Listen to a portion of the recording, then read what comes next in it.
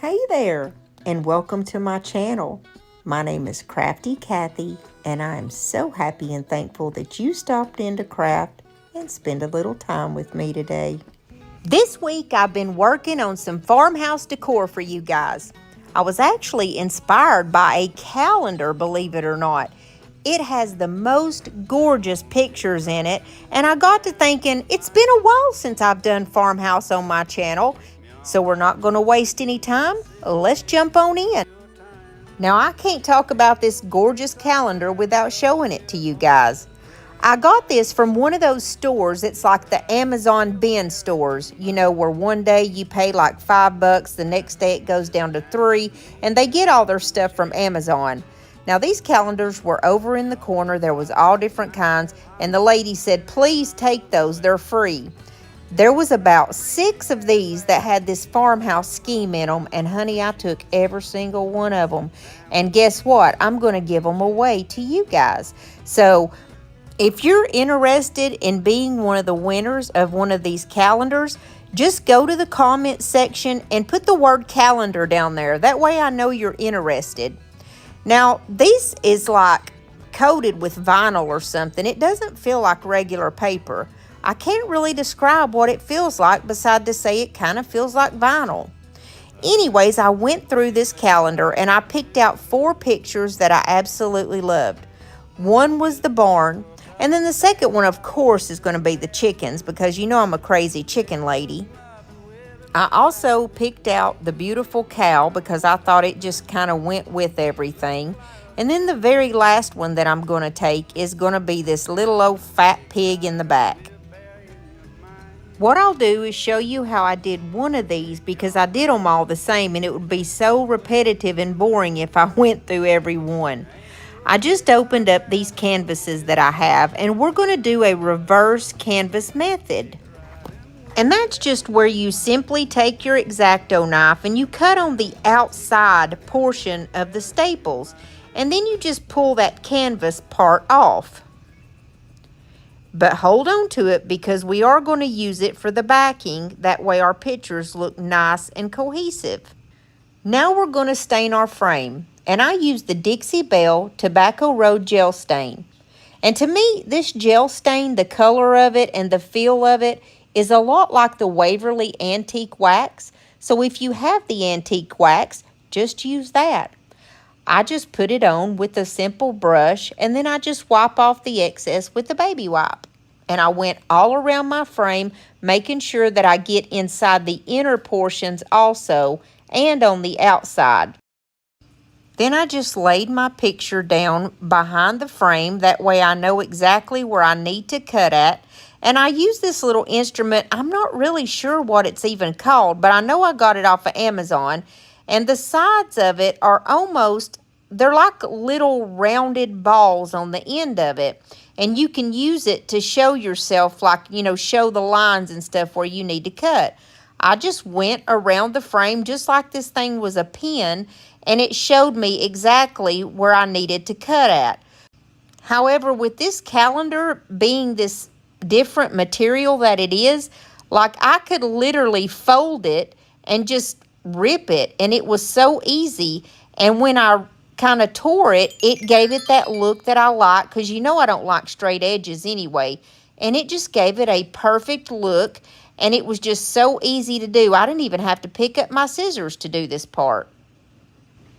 And then once you get it to the size you need, you're simply going to flip it over. And I used my electric staple and I put a few staples all around it just to make sure that it's nice and taut. Then I'm going to put the canvas back on them. That way it looks like it's a nice professional finished piece. Now my canvas was a 12 by 12. So I went right to the center, which was the 6-inch mark, and I made a little line so I would know where to put my hanger. I love those hangers that you just hammer in because they are so easy. And that's all I did to finish all 4 of my pictures, and I hope you like these. I think they're beautiful.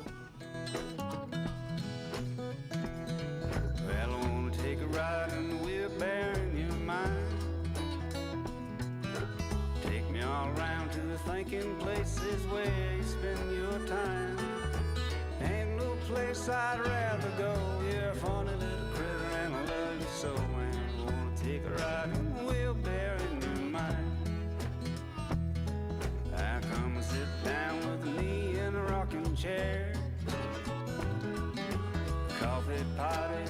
nice and hot, we can sit in underwear. Tell me about the dreams you had last week, swimming all around with the fish in the sea.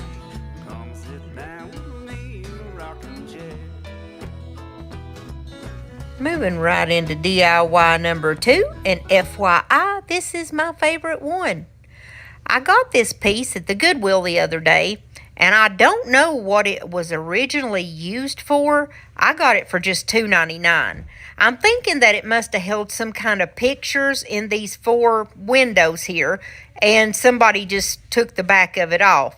But that's no problem. It's nothing that a little bit of foam board can't fix up, and that's exactly what we're going to do, and we're going to fix her up just like she's new. The first thing that I needed to do was take that old bow off, which I did, and I cleaned it up real good, and I'm using that tobacco road again to stain it. Now, like I said, the tobacco road pretty much was the first one that I grabbed, or I probably would have used that Waverly Antique Wax. But they're very similar, so if you have Waverly Antique Wax, you know you're going to get about the same look. I love this dark color. It just screams farmhouse to me. And I went all over this thing, inside, outside, and upside down side. And then I used just a baby wipe to get off the excess. I measured out the back part so I would know how I need to cut down the foam board, and it was 28.5 by 15.5. Then I measured it out on my little piece of foam board there, and I used my rotary blade to cut it down to the size that I needed. I'm going to cover my foam board with some drop cloth, and I get my drop cloth from the Walmart. It's a 6 by 9, so it's not going to take very much. And I lay it down in the floor, and then I just mark it out where I need to cut it and cut my dimensions as I need. I gave myself at least an inch excess all the way around my foam board, and then I just used my hot glue gun to glue it down. I checked to make sure that it was going to fit okay, and it is. I'm not gluing anything down yet.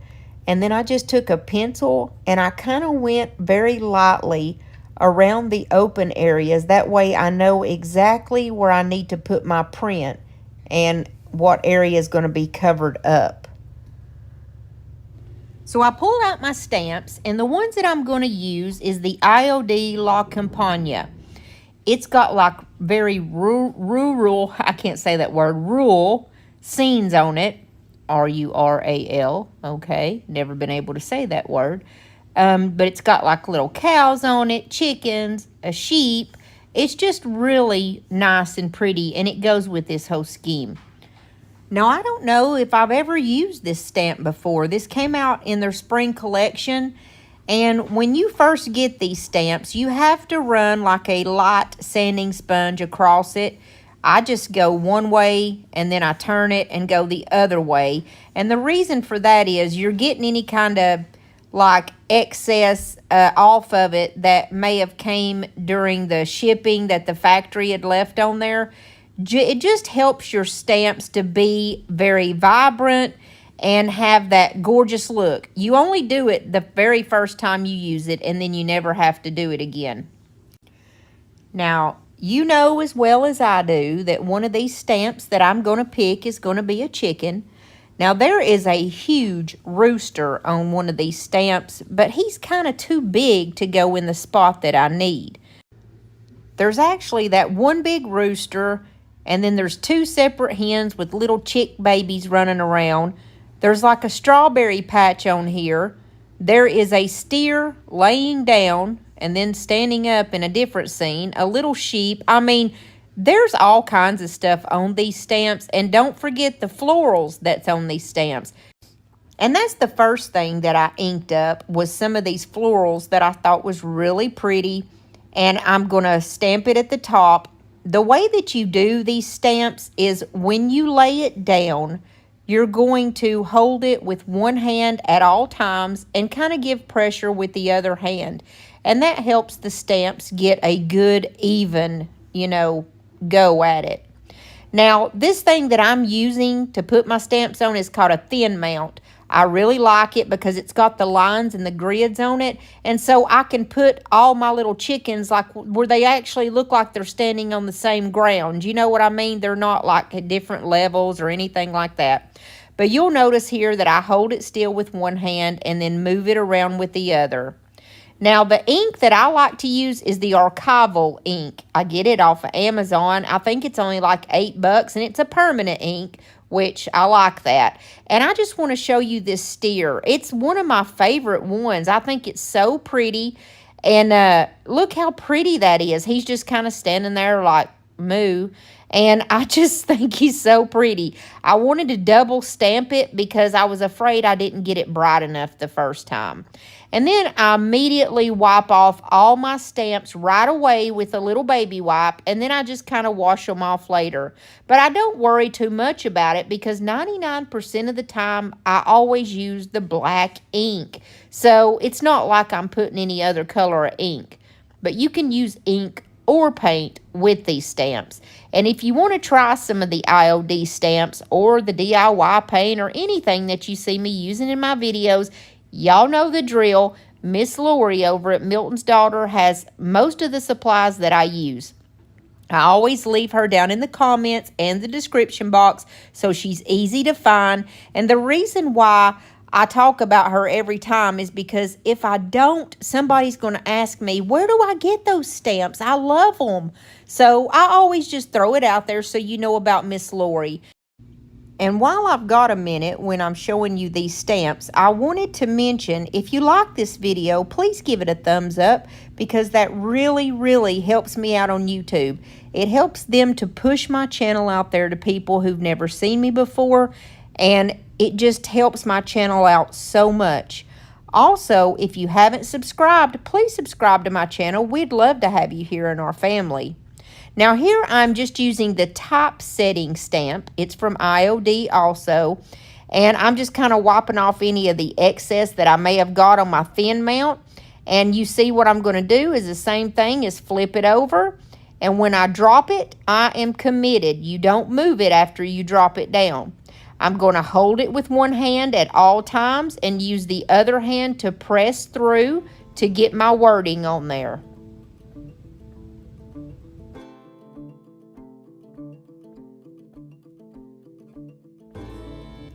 I wanted to put a little wreath in the middle of this because I felt like it was just plain and needed something. I got this wreath at Hobby Lobby. It had $11.99 on it, but I know I got it when it was half off, so I paid probably $6 for it basically. And I need a small wreath, so I clipped it off and then I just kind of wound it around itself. And I'm going to use some floral wire and I'm just going to tie it up so I can make it smaller. Now, I could not figure out which kind of wreath I liked, so in the pictures, you're going to see 3 or 4 different wreaths on this thing, because after I put this one on there, I realized that I liked a different one even better, and then I found an even better one. So you'll just see as we go along in the pictures. I took some of that mesh ribbon that I get from the Dollar Tree. I really like this stuff. It just gives a little texture, and I felt like the wreath needed something kind of simple. So I just kind of wound it around itself a few times and just tied it in the middle and made a simple bow tie, if you will. And then I'm just going to tie that onto my little wreath. And I hope you like this one, and you will see the different wreaths here in my pictures.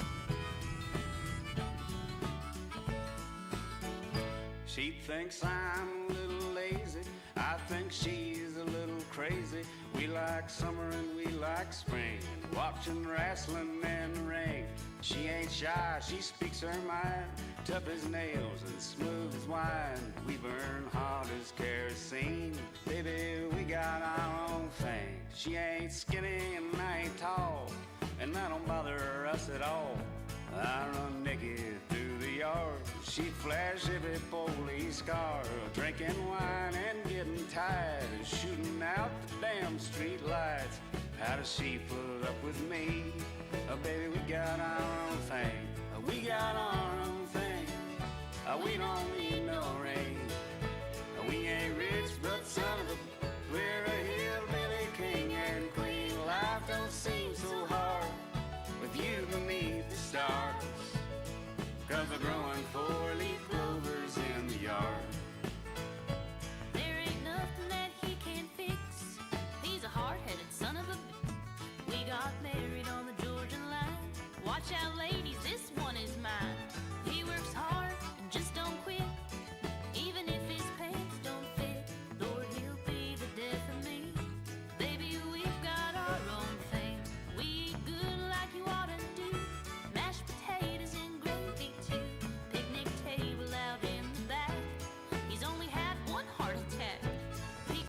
Now we're going into our last DIY.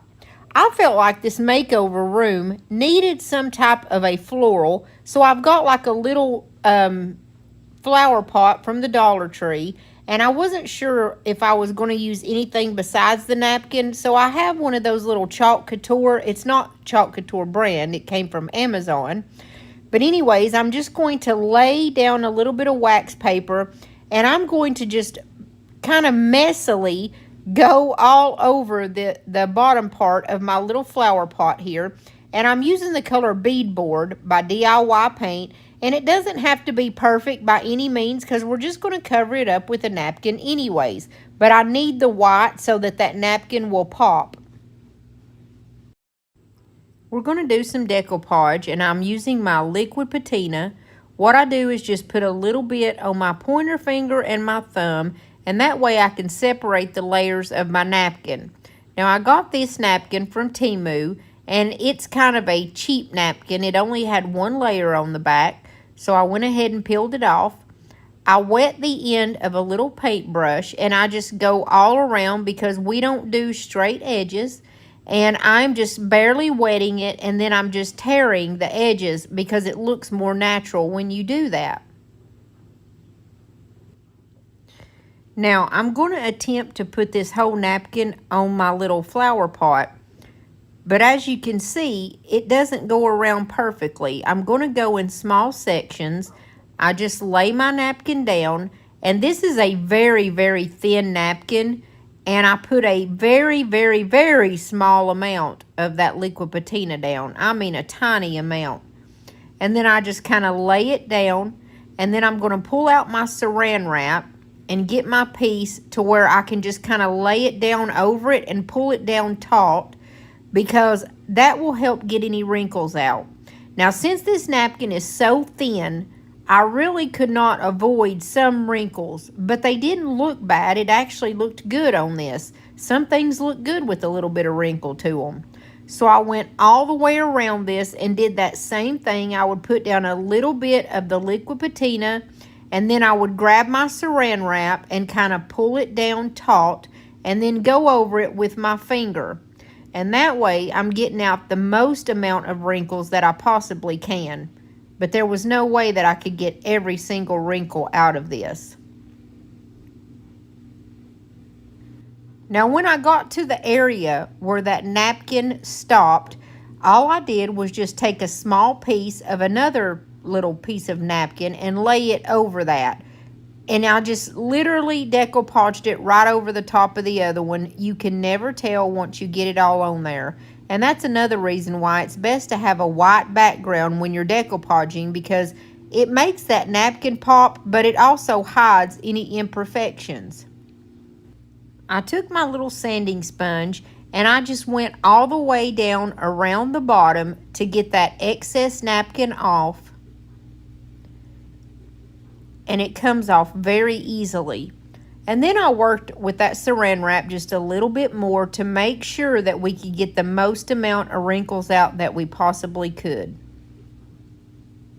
Then up at the top, right under that jute cord, and by the way, that jute actually came on this flower pot, but I just used my little hand sander there, my little finger sander, and I just kind of went in an upward motion, and it caused all of that excess napkin to come right off with no problem. Then I just took my lighter so I could burn off all those little excess fuzzies that's on that jute twine. There was a lot of them. Just use caution whenever you do this, and always make sure you're very careful with it. But I hold mine on there for a long time, and I never have any problems with it burning or anything like that. Then I took a piece of floral foam and I laid it down in my little flower pot. I added a little bit of Spanish moss and then some of this Excelsior. It's called Super Moss. It comes from Hobby Lobby. I like to use different florals when I'm making an arrangement, and I'm using this boxwood that comes from Walmart, and I put the tallest pieces in the middle. I added 2 pieces in the middle, and then I added 1 on the left side and 1 on the right side. That's always my rule of thumb, is what goes on the left goes in the same spot on the right, and what you put in the back goes in the same spot on the front. I'm going to use these lavender picks from Walmart, and it just says lavender mix on it. And I really do think these are pretty. I'm going to go through and cut them all off. And I added 2 in the center, just like I did my others.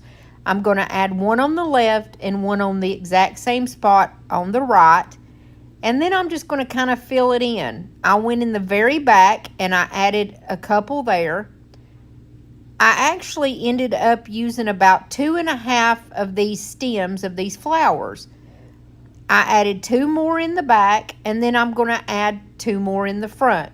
Like I said, whatever I do in the back, I do it in the same spot in the front, and whatever I do on the left, I do in the same spot on the right. And I just went through and kind of felt it out just to see where it needed any excess. I added a couple more pieces of that boxwood because I felt that it needed it. And of course, where I added it on the left, I'm going to add it right back on the right.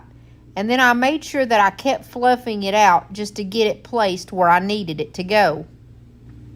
Then I'm going to grab some of this baby's breath, and this came from Walmart also. I put 2 in the front, 1 on the left side of the front and 1 on the right side. And then I needed a little bit in the center there just to make it look cohesive. So I stuck a piece right in the center.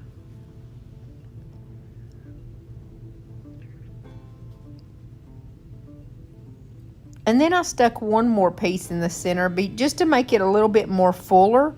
And then I always kind of step back and look at it and see what I need and where I need it at.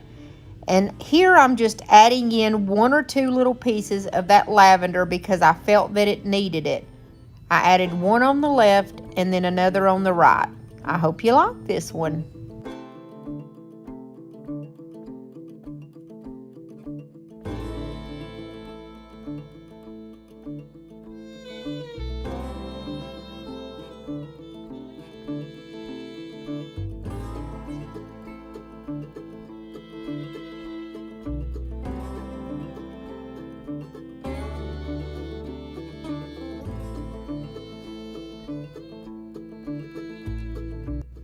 And if you stuck with me through this whole video, I just want to say thank you so much for coming and spending your time with me and watching me craft today.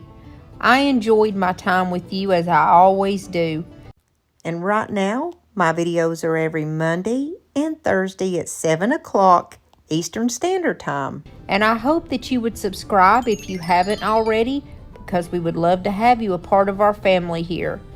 And if I could just remind you one more time, please don't forget to hit the like button because that really helps me out on YouTube and it really helps support my channel. I love you guys, and I will see you back here in a few days, Lord willing, and the creek don't rise. You have a blessed day, my friends. And did you know that if you're on a phone or a tablet that you can touch on my face right here and subscribe to my channel?